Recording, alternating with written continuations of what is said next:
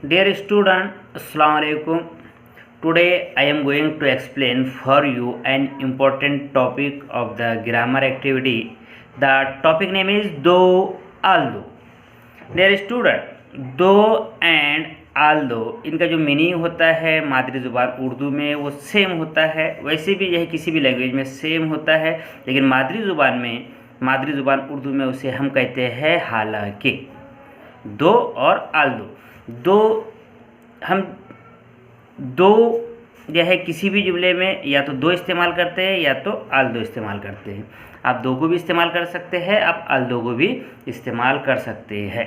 तो दो और आल्दो ये किस क्लॉज में इस्तेमाल होता है, तो मैं आपको बता दूं कि दो और आल्दो ये एडवर्ब क्लॉज ऑफ कॉन्ट्रास्ट में इस्तेमाल होता है। कॉन्ट्रास्ट का मतलब होता है अपोजिट, जिद।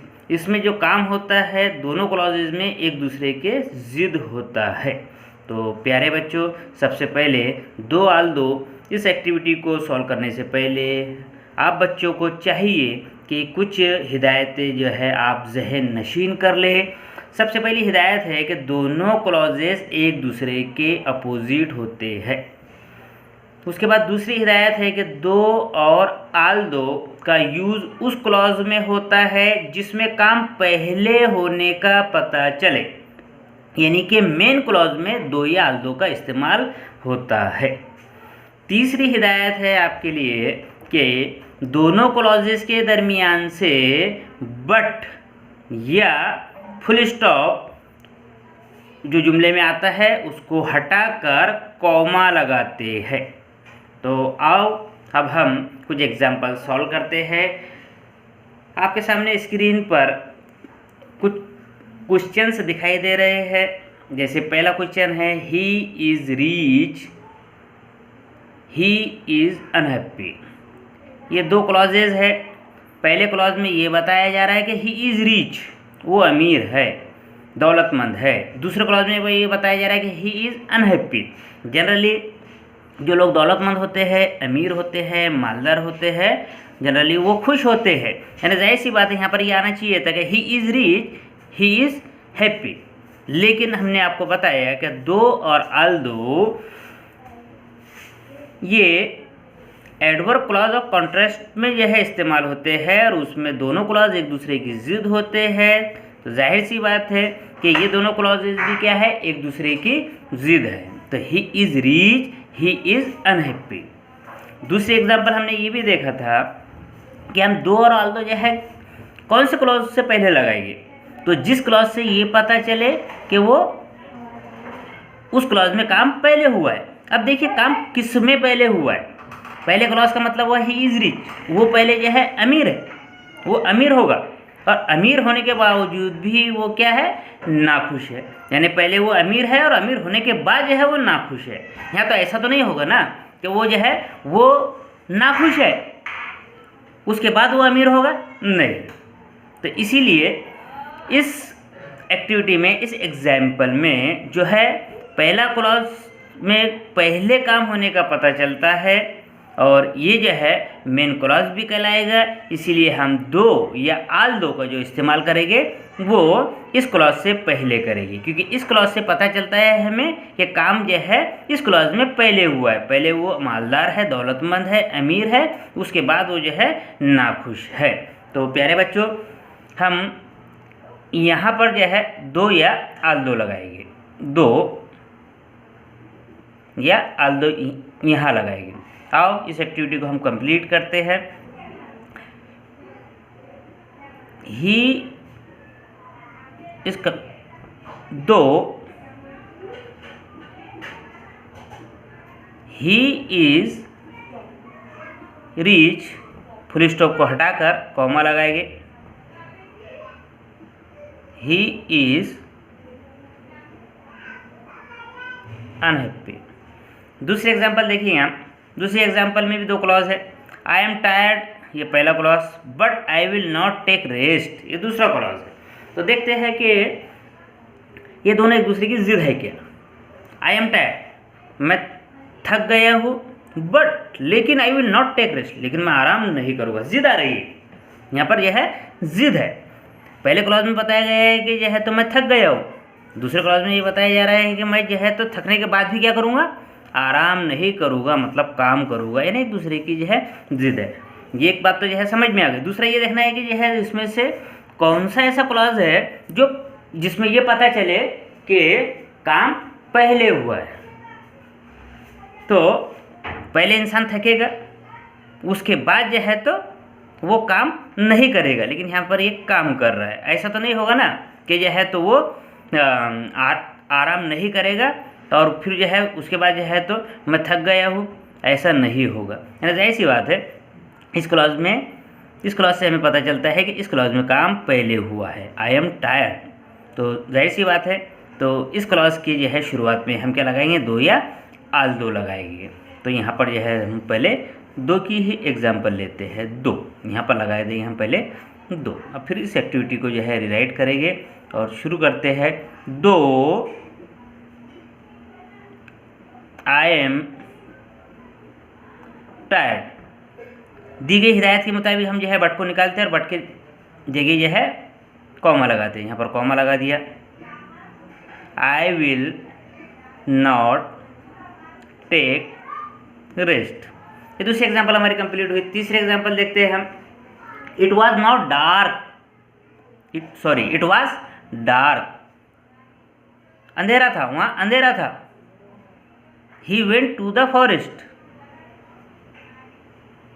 वो जंगल गया। नहीं, अंधेरा होने के बाद तो जाहिर सी बात है अंधेरा हो गया, और अंधेरे होने के बाद अगर कोई जंगल में जा रहा है यानी कि क्या कर रहा है, जिद कर रहा है। तो जिद है, अंधेरा हो जाए तो जाहिर सी बात है कि जो है तो जंगल नहीं जाना चाहिए, लेकिन ये जंगल गया। यानी कि क्या है, पहले क्लॉज का दूसरा क्लॉज क्या हुआ, अपोजिट हुआ।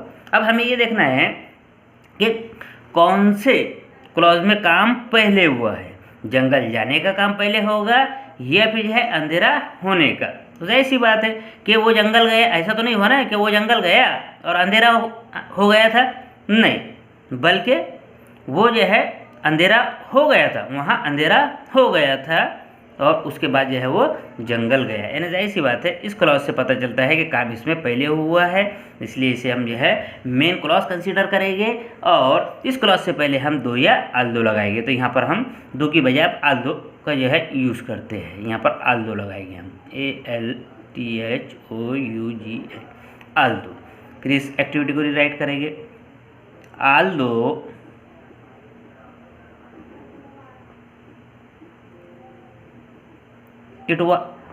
although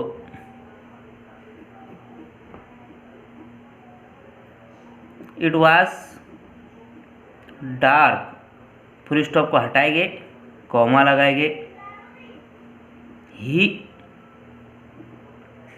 he went to the forest। चौथे एग्जाम्पल देते हैं। चौथे एग्जाम्पल में भी दो क्लॉज है। माई वाइफ इज़ ग्रेजुएट, ये पहला क्लॉज। दूसरा clause, but she doesn't allow our children to be vaccinated.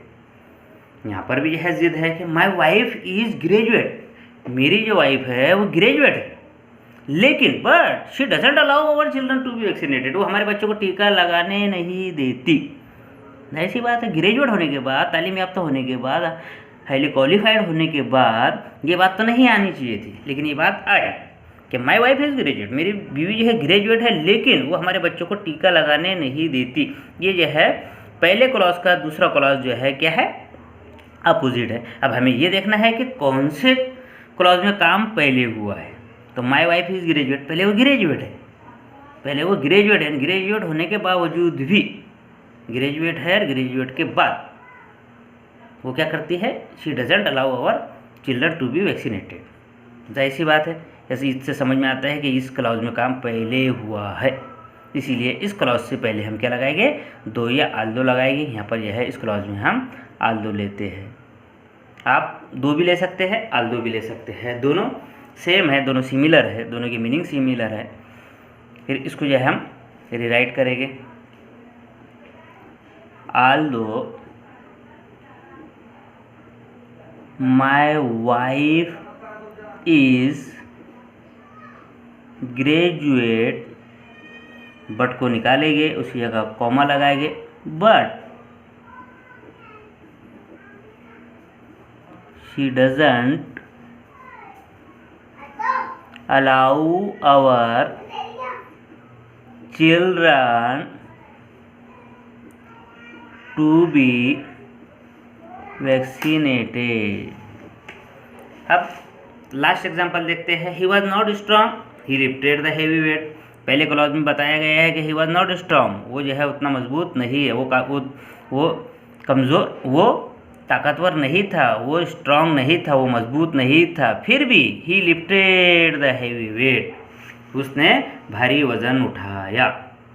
जाहिर सी बात है कि जो है वो स्ट्रांग नहीं है, मजबूत नहीं है, फिर भी उसने भारी वज़न उठाया। यानी क्या है, जिद है। ये बात समझ में आई। अब ये हमको ये देखना है, चेक करना है कि कौन सा जो है क्लॉज ऐसा है जिससे जो है पहले काम होने का पता चलता है। तो पहले जो है वो क्या है, मजबूत नहीं है, स्ट्रांग नहीं है, यानी कि कमज़ोर है, फिर भी उसके बाद जो है तो क्या कर रहा है, वज़न उठा रहा है। जाहिर सी बात है कि ये पहले क्लॉज से पता चलता है कि काम इसमें पहले हुआ है। इसीलिए इस क्लॉज में जो है, इस क्लॉज की शुरुआत हम कैसे करेंगे, 2 से या आल 2 से। तो यहाँ हम लेते हैं 2, ठीक है। फिर रीराइट करेंगे इस एक्टिविटी को। 2 ही was not strong, full stop को हटाएंगे, कॉमा लगाएंगे, comma he lifted the heavy weight। तो प्यारे बच्चों, इस एक्टिविटी को हमने कंप्लीट किया, लेकिन ये एक्टिविटी जो हम वीडियो क्लिप के ज़रिए आपको प्रोवाइड कर रहे हैं, ये सिर्फ आपको गाइडेंस के तौर पर जो है यूज़ करना है। उसके बाद आपको अदर ग्रामर की जो बुक्स है उसको रेफ़र करना है, उनमें से आपको एक्सरसाइज लेना है, उसकी प्रैक्टिस करना है। जैसे कि all we know very well, practice makes perfect, यानी जितनी आप प्रैक्टिस करेंगे उतने जो है आप परफेक्ट बनेंगे। Thank you.